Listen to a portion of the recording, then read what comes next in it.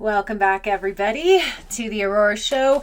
And today we are going to be, I think this is part 4. We're going to be talking about August as kind of the final chapter here of First Contact Summer. Now, as I talked about, June carries the theme of decloaking. I went into that. July carries the first contact theme, and August carries the solar flash theme.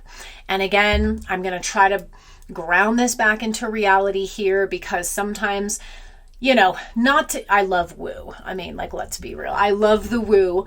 But sometimes it's too woo and it's not grounded and rooted enough in our reality, right? And so for a long time, there was all the theories, and I think I've shared this before, but back when I was first awakening, 2011, 2012, at that time, the solar flash theory was huge. I mean, that was like a really big topic in the spiritual community, especially leading into 2012, right? Because that was our original timeline, which we missed. But there was, especially I used to watch this hypnosis practitioner. I think her name was Allison Coe. She used to be really big back in the day.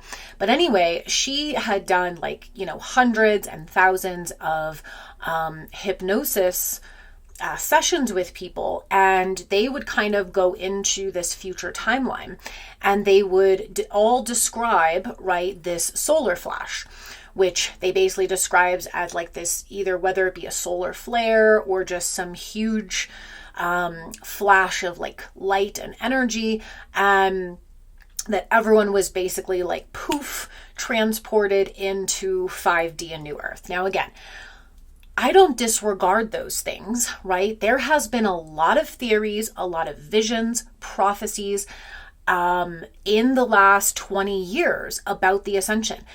I'm not here to say that any of those were wrong, because at that moment in time, right, you have to remember that timelines change. Timelines change moment by moment based on many factors, right? Based on what is going on etherically, which sometimes we can tap into, sometimes we aren't really sure what's going on, and based on the collective consciousness here on Earth, based on individual choices, the overall timeline changes all the time and changes rapidly. So that's why we have to always kind of stay in tune and in touch with what the moment is talking about, right? The present moment of now.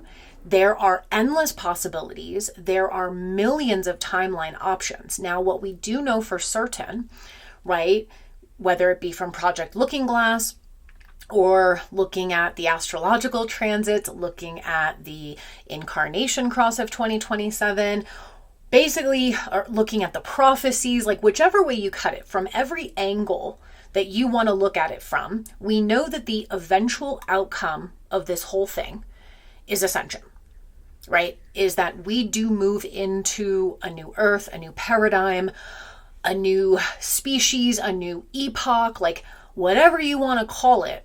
We know that that is the ultimate outcome. How we get there, though, that can change, right? And so the solar flash, I believe, was a real and true vision, prophecy, download information about a possible timeline that could have happened.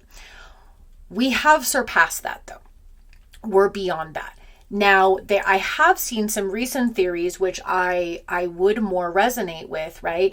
Is I saw a girl on TikTok recently talking about the solar flash, and she was like, I believe that we are now receiving the solar flash in many stages. And I would agree with that, because biologically, spiritually, emotionally, mentally, physically, we were not prepared for a rapid transition into New Earth. That's become very apparent, I think, with Chiron now in Taurus for this 4-month window. That is going to be something that I talk about as well, especially in the next 4 months, is the healing of our bodies, the integration of spirit into the body, the rootedness and the groundedness in the body and the connection with nature. All of that is essential. It's essential to this alchemical process. It's not just going to like poof us, okay? I know we wish that would happen. And like I said, if that possibility of that timeline was still at play, we would have been done that, okay? It would have already happened. Okay, so we're not there. So we have to understand that things have changed, right? We are in a fucking experiment. Okay, so when you're in an experiment, when you are a living guinea pig in an experiment, you have to be versatile. You have to pivot. You have to be adaptable, okay? Because things change. You try things, you see if they work. Sometimes they'll work for a period of time and then they no longer work, and then you have to, again, become flexible. So, solar flash.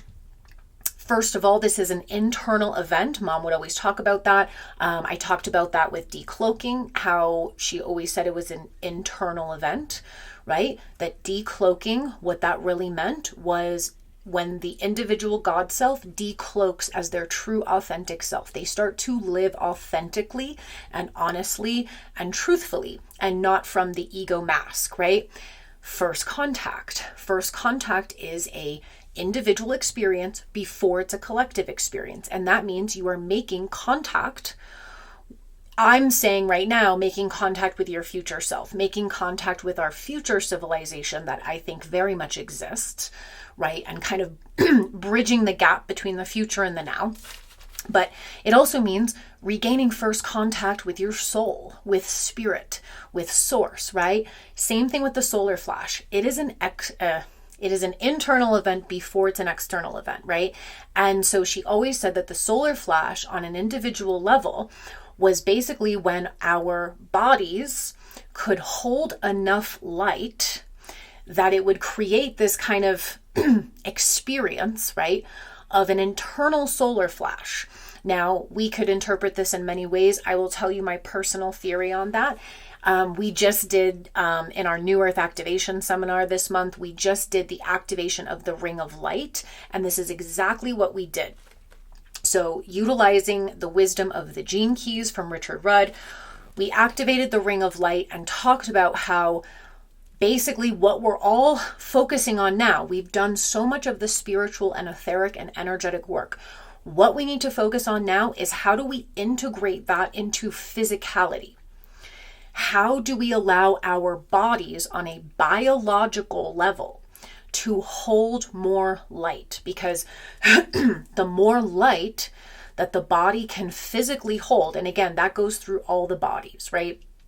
We have to be able to mentally, emotionally, and physically sustain more light. And as we move through those layers, we basically empty out of density, lower emotions, lower frequencies, lower thoughts, conditionings, programmings, wounds, traumas, fears, etc., right? Package that all up as one thing.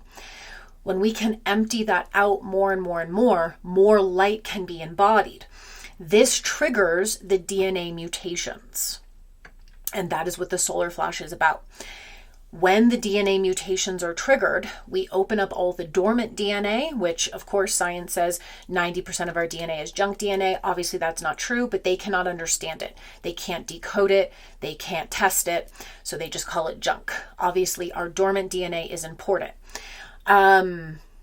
Also, we talked about the triple helix DNA. Right now we're in a double helix. We do have the templates to become triple helixed.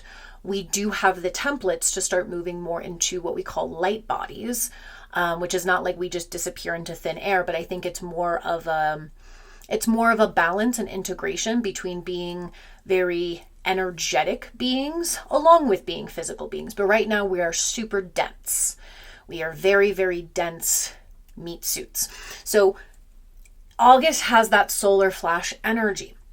Okay, so in this first contact summer, what I deeply feel is that we are getting everything in pieces. We are getting everything as much as we can integrate and process and embody as we can. But the process overall, the ascension process, the evolutionary process, the shift, the transition, again, however you call it, whatever resonates with you, is accelerating. And so we're having to go through these things faster. And the summer is a huge window, as I talked about with Barbell's Basket. It's kind of like, hey, you've been in a long, many years and even decades of training and healing and learning, right? And transforming. And that has all been for the grand finale, if you will.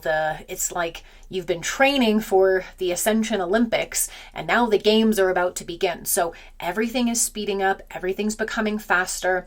And so August carries the solar flash energy. So if we look at the first week of August, so I did talk about in July's video the interestingness around the day out of time and the galactic new year, July 25th and 26th. Huge transits on those days. We will get ready for that, but that is preparing us, right? Every time we enter August, the whole first week of August, we are within the Lionsgate portal again. Sometimes I see a lot of people being like, oh, this is all so woo-woo, like everyone like talks about Lionsgate and blah, blah. Unfortunately, a lot of things have become like over commercialized, but let's not forget the ancient origins of these celebrations, of these dates, okay? They carry an energetic significance for a reason, okay? So the Lionsgate portal is on 8/8, but the entire week, first week of August, we are always within the Lionsgate portal, okay? So there's a lot of energy in Lionsgate, okay? We can talk about like how this connects to the Leo constellation and the Cancer constellation. It is a very powerful time of the year, okay? And just numerology wise, okay? 8 is the number of infinite. It's the number of power.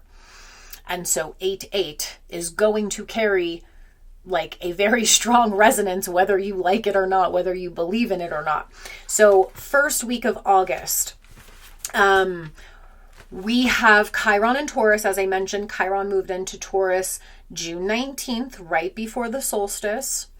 We're going to have Chiron and Taurus all the way till September, okay, when he goes back to Aries. However, on August 3rd, Chiron goes retrograde, okay? So it'll still be in Taurus, but we're going to get that retrograde effect. And so I shared in my Chiron and Taurus video all of my feelings and predictions about Chiron and Taurus. I think as it's direct, we're going to be seeing a lot of things being manifested into reality, okay? Because Taurus is the tangible, 5 senses, real reality, right? And that's part of the decloaking, things being made manifest. There's also going to be these wounds, right? These triggers around external scarcity. I think there's going to be huge conversations about obviously finances, you know, the financial system, housing markets, agriculture, food distribution, the cost of things, labor, time, effort. What is everything worth? What is the value of all of this, right? We're going to have huge conversations, I think, around what we've done to the earth. Now, when Chiron goes retrograde, remember, retrogrades tend to bring a reflective period. So we have about a month and a half with Chiron direct. And when he goes retrograde, all of a sudden the healing becomes deeply internal. I like this though. I like it because this is going to be the time during the month of the solar flash theme that we start really healing internally. We start removing blocks that are blocking our abundance and prosperity and self-worth. We're going to become viscerally aware of where trauma and wounding and fears and pain are still lying in the body, and we're going to be healing that. Remember, we are trying to make way for more light. So I like this. It might feel painful at first a little bit, but I like this because it's going to really call us deeply into our vessels and to do the healing work that really needs to be done. And for those of you who feel like you've been in an endless cycle of healing, I want to tell you sometimes when the planets transition, and I'm getting downloads about them, I will get them in phrases, like these memes or phrases. And with Chiron and Taurus, the phrase that was delivered to me was, suffering is pointless. Suffering is pointless. And so I think that this era of healing is about realizing that we have healed, and for whatever reason, we're still holding on to something. We are still choosing the suffering when we don't have to. It's really about letting go more than anything else. It's about letting go of the past, letting go of the old stories, not hanging on to our pain because it's somewhat comfortable. And so suffering is pointless. And I think that this will be a big realization. Again, by the time we get to August, we'll have this by the end of June, Jupiter will be in Leo. It is about joy. It is about remembering to be in love with life and to have that vitality and joy, right? Then we have Venus entering Libra on August 6th. I also love this, of course, and because Venus is the ruler of Libra, okay? Of course, I'm a double Libra. I love Libra season. When Venus is in Libra, I feel like the stars are aligned. Everything feels harmonious. It's like we can breathe again. We go back to focusing on the beauty of life, the beauty of the world, relationships, connections, harmony, peace, balance. Like, again, this is going to be a lot of integration of a lot of light, but I love this for us, okay? Venus and Libra through the month of August. Love it. Then we have Lionsgate on 8/8, okay? And that'll be special. Now, the following week, the second week of August, okay, this is where things get interesting. We will have Mercury finally exiting Cancer. So for those of you, if you go back to my June video, I talk about how Mercury has been in Cancer, okay, since June 1st. So for the entire month of June, we have Mercury in Cancer, and then at the very end of June, Mercury goes retrograde in Cancer. All the Mercury retrogrades this year are in water signs. Painful. Like I said, I'm always honest about my biases. I struggle with water sign energy sometimes. Not so much with Scorpio. I vibe really well with Scorpio. I've got my Pluto in Scorpio. I've got 8th house placements. But Pisces and Cancer, it's a little tough for me sometimes. But I think looking at the pattern that we have all the Mercury retrogrades this year in water signs is telling me something very deeply, right? It is about going into the emotional body.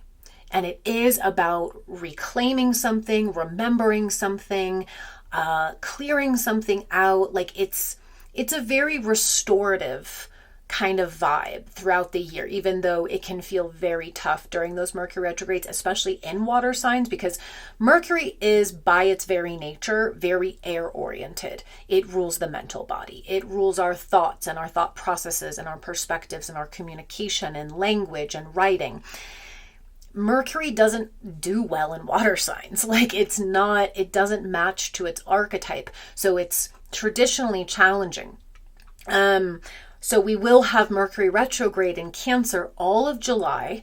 So just, like I said, it's a heart-opening month. It's going to pull us a lot into the future and what we're trying to birth and what we're trying to create. But nonetheless, it's going to be an emotionally cleansing time. Now, finally, right after Lionsgate, so the day after, August 9th, Mercury, that means on Lionsgate, Mercury is going to be sitting at the 29th degree of Cancer.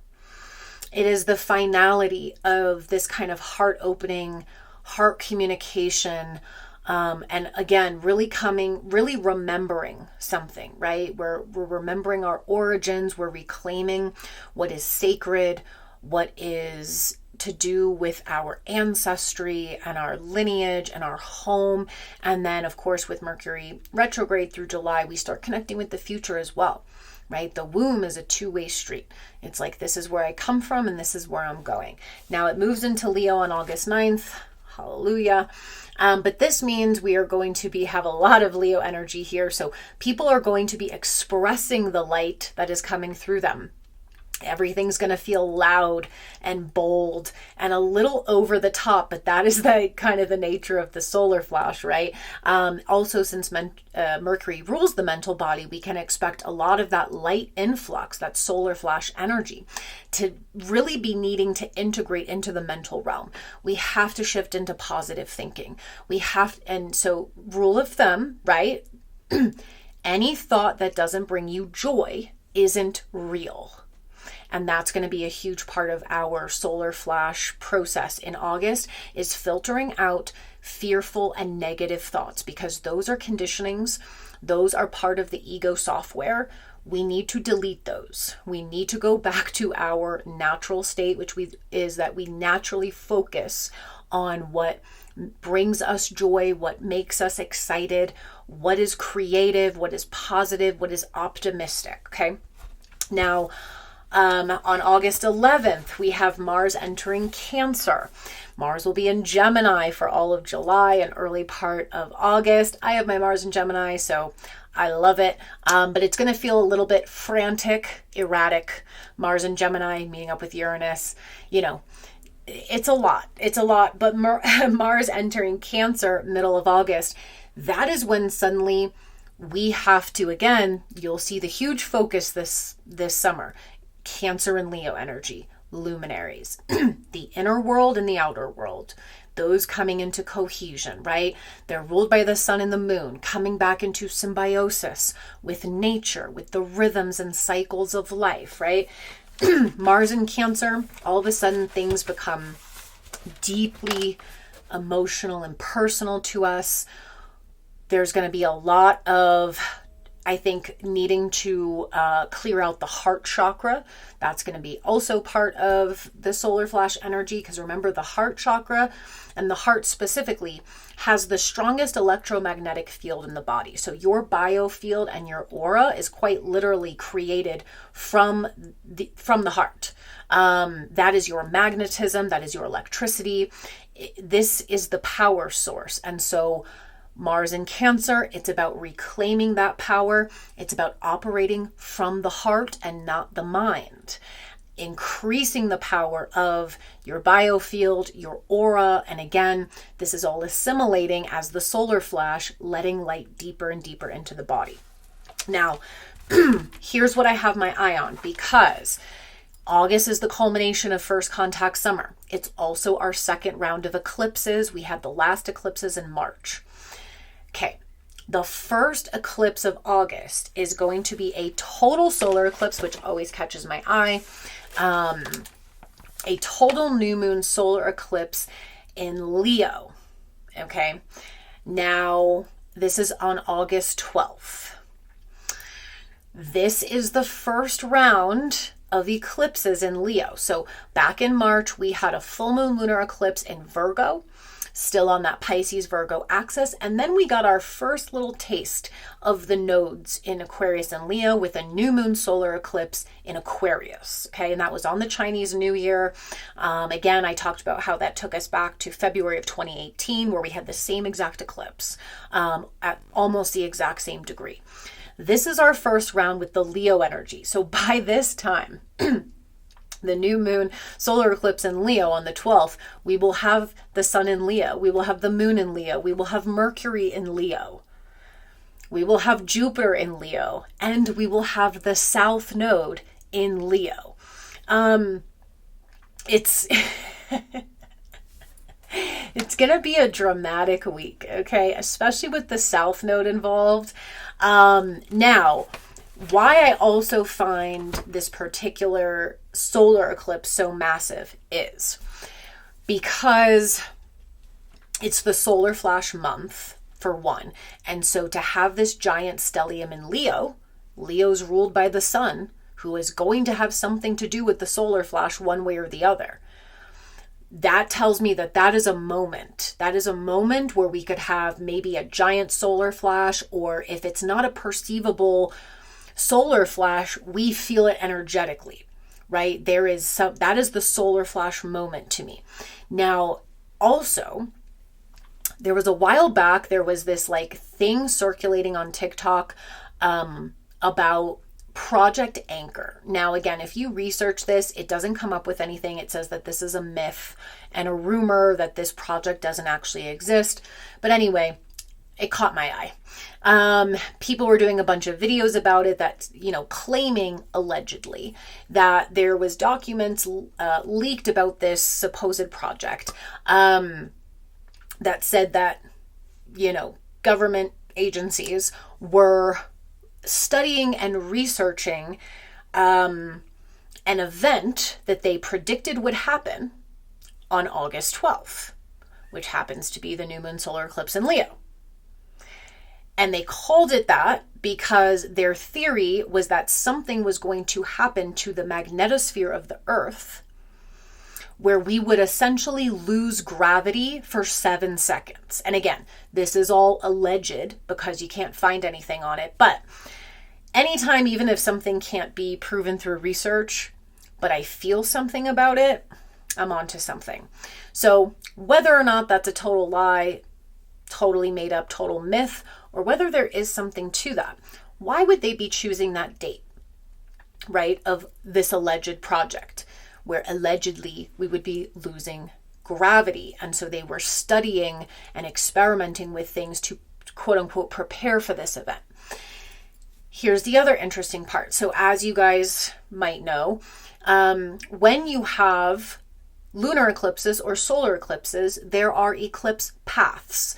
Okay, so it's not necessarily that everybody in the world gets a full view of every eclipse. There are different eclipse paths. And usually wherever the eclipse path is, it's most significant for that area of the world. As an example, the total solar eclipse in Aries that occurred in April of 2024, that path of totality was right through the United States. I was there. I got to see that eclipse. It was incredible. And so that path of totality that it took, again, what you will see is when you can track it, months and years after, you will see increased like weather activity, storms, sometimes earthquake activity, etc., that tends to happen on that path because such a huge amount of energy is now laid there, right? So that's an example. We also had a total solar eclipse path in 2017. And so both of those made a giant X across the United States, 2 paths of totalities within 7 years. So that's just another fun fact. But okay, so this solar eclipse in Leo, right, linking us to this myth of a possible government project investigating loss of gravity, solar flash themes. Okay, so where's the path of totality? The path of totality is by the North Pole. So we know that the poles have slightly shifted. They are shifting. We actually are overdue for a pole reversal, which is why everybody talks about the Great Pole Shift, etc. Anyway, so we know that the poles have shifted and they've started to accelerate their shifting. Whether or not we will enter a total pole reversal, I don't know. Who am I to say? Could happen. We would hope that it doesn't because it does cause like cataclysmic events, right? So I think we're trying to avoid that. But nonetheless, the path of totality is around Greenland and the North Pole, and then it also goes slightly towards where the pole has shifted to. So I thought about that and I was like, even if this project isn't real, it's drawing our attention to something that people are even talking about this. An eclipse over the pole could in fact indicate that would mess up our gravitational field. Where is loss of gravity possible? I mean, I'm not a scientist, but energetically, sure, absolutely. And the fact that it's a south node eclipse means that it is eclipsing something from the past. So if we think about Leo, right, and solar flash energy and the sun, we are essentially what we're talking about is eclipsing the past biologically, right? getting rid of the old programming and conditioning, right? Opening up new pathways, entering being a new civilization, a new species, a new earth, right? That's Aquarius. That's where the North Node will be. And the South Node is saying there is something being eclipsed. We are losing something, right? And so it's a lot about like we're losing the old density, okay? So anti-gravity, right? And then there was all those scientists that were allegedly going missing and all this stuff. And then you look at it and a lot of the people who have gone missing or whatever were working on anti-gravity projects. So it brings a new question mark. Is gravity part of the old world, right? And is anti-gravity part of the new world? Is that part of free energy, teleportation? Like, it opens up a lot of questions, but mark your calendars for that date because that shit's going to be crazy. All right. Now we have the third week of August. We will have the sun entering Virgo. So this is when we start to get some Virgo energy in, the purification, the integration. Okay. Virgo is the health and wellness of the body. Virgo is the precision, the discerner, the distiller, the healer. Okay. And the way that Virgo heals is by getting rid of everything that does not need to be there. Okay. This is why they are associated with medicine and healing. It's about getting rid of what shouldn't be there as the form of healing. That's what we call holistic healing. Instead of adding more things in, you want to remove what shouldn't be there, right? So this is where we start to really integrate that light. That solar flash energy, which again, I'm just kind of getting that August 12th solar eclipse date. I don't know what's going to happen, but that's what I feel. And then we go into this deep integration period. The body has to physically be able to hold this light, integrate it, and shed out. Now, this will be our first Virgo season since 2024 without the South Node there. I am praying that this is a better Virgo season without the South Node, because that South Node in Virgo, intense. We went through so much purging, so much unraveling. So at least we can kind of breathe a little bit easier during this Virgo season. Now, at the end of August, Mercury will enter Virgo on the 25th. Mercury, so Mercury is technically the ruler of both Gemini and Virgo, but in ancient astrology, it was the main ruler of Gemini and it would be exalted in Virgo. So either way you cut it, Mercury loves being in Virgo, does super well in Virgo. This is where Mercury shines, okay? So this is, again, Mercury being the mental body. This is when we start, the mental body starts to integrate this light. Right? After Mercury and Leo, where we're learning to cut out the negative thought frequencies, because thought frequencies are what are the most easily controllable, whether that be through technological warfare, spiritual warfare, etc. Because we all share a collective consciousness, thought frequencies are the easiest to hijack, manipulate, and control. And so once Mercury enters Virgo, again, after the solar flash internally has occurred, we start to integrate and filter out and filter through some of what got purged out from the mental bodies, right? And I also think we'll start to get a lot of clarity at that time. We're just going to have this deep, and remember, Virgo is about this very subtle knowing within the body. Because Virgo obviously is very associated with the body, the functioning of the body, health and wellness. And I think we're just going to come back to this very kind of subtle knowing, of what is good for us, what our body needs, what is the most efficient for us, where to place our focus. And so it's going to hopefully give us a lot of clarity as well, after so much like Leo energy can kind of just be a game of attention. Whoever is the loudest kind of gets the attention. But when you get to Virgo, it's about what is true. What is really true, right? And this brings us to the final eclipse. of the month. I don't know why I didn't write down the date. Did I write down the date? No, I don't know why I didn't. I forgot to write down the date. But it's at the end of August. It's the, I believe it's the 28th. It's the 28th, 828. I remembered that. 828 is an interesting date. That is our final eclipse in the Pisces axis. So you always get a bit of that crossover when the nodes change, where you'll still get some eclipses in the previous axis, and then you'll start to get eclipses in the next axis. This is how the cosmos help us kind of, transition, if you will. So this is our last eclipse in Pisces. I don't love this, I'll be honest with you, not only because of my biases with Pisces energy, but a full moon lunar eclipse in Pisces, I don't know. It sounds and it feels like something very paranormal could occur. Pisces is paranormal. Something paranormal, mystical, mysterious could occur.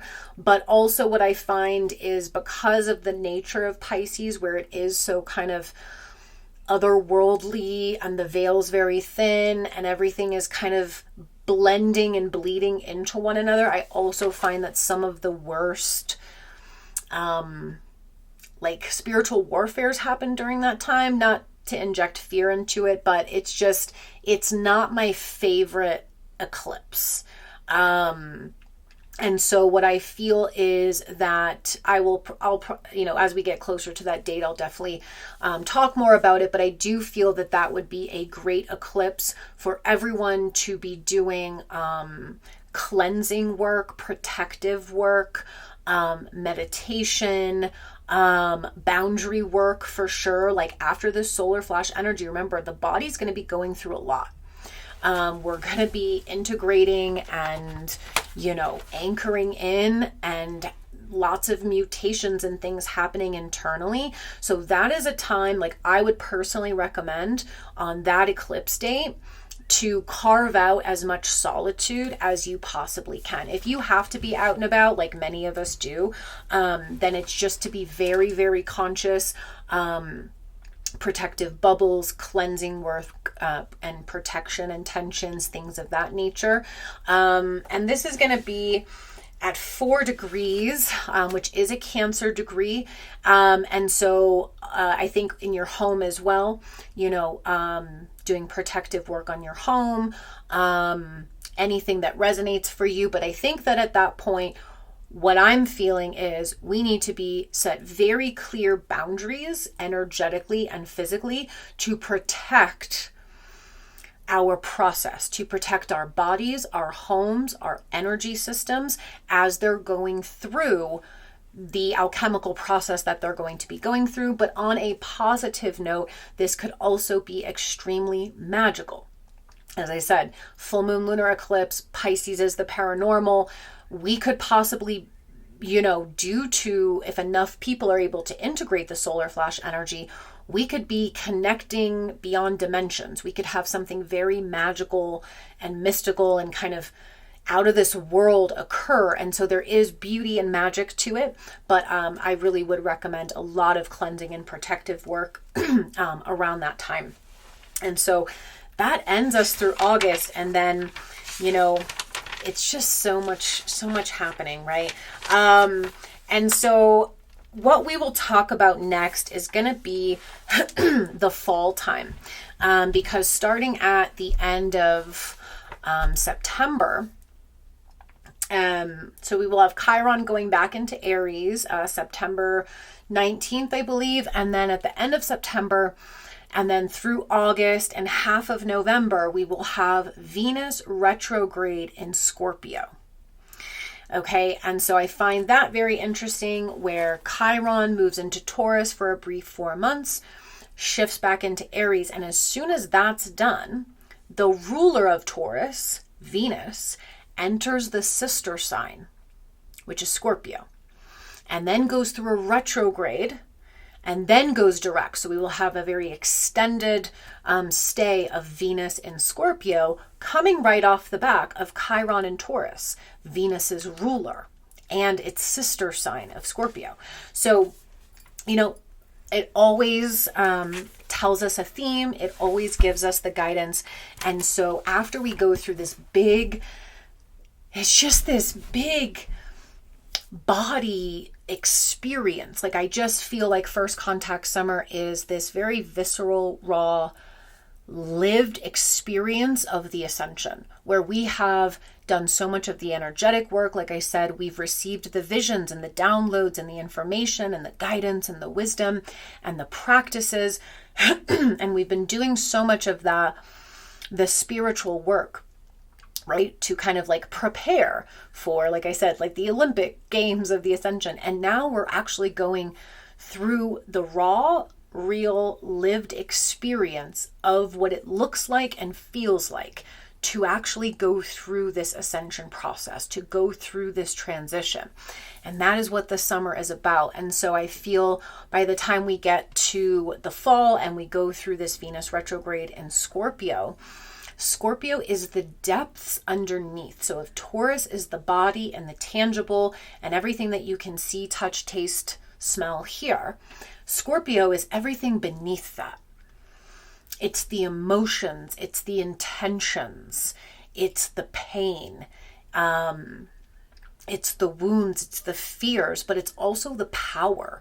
And so I feel like Venus is going to go through a resurrection. We are going to be resurrecting after this huge transition experience this summer. We're going to be resurrecting our power.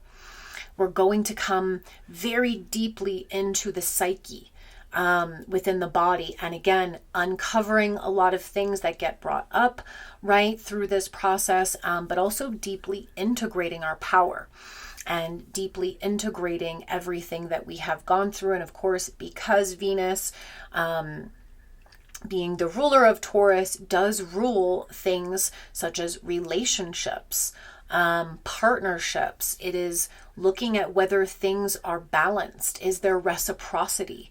Is there equal energy exchange? What is my value? What is the value of others? And what is the value of anything, right? What is anything worth, right? So I think then we're also going to be doing a lot of self-worth healing, and also just reevaluating our life at that point. Like, now if I'm becoming this new person, we are all changing.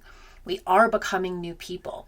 We have to evaluate as we go what no longer resonates for us in our life, maybe where there's no reciprocity, or the energy exchange is not there, or things are just not in alignment. They're not on the same wavelength. We have to let go of those things in order to make space for what is now aligned to our new frequency, to our new biology, right? And so I think we're gonna, and again, Chiron and Taurus will bring up a lot around money and resources, abundance and prosperity. So by the time we get to fall, I think we can all be doing a lot of work within ourselves to see, like, maybe where we block our own abundance and prosperity, right? Where there is shame and guilt, fear, low self-worth, things like that, because truly we are not only going through this process within ourselves, but then we are opening up to a new world that is going to magnetize to us based on this new template that we're carrying. And we have to be ready to receive it. We have to be open to receiving it. So that's going to be the fall time. But yeah, August, solar flash month. Get ready, guys. I know it seems like it's kind of far away, but we are just ticking along. We are almost in July now, which is crazy. So our month of decloaking is wrapping up.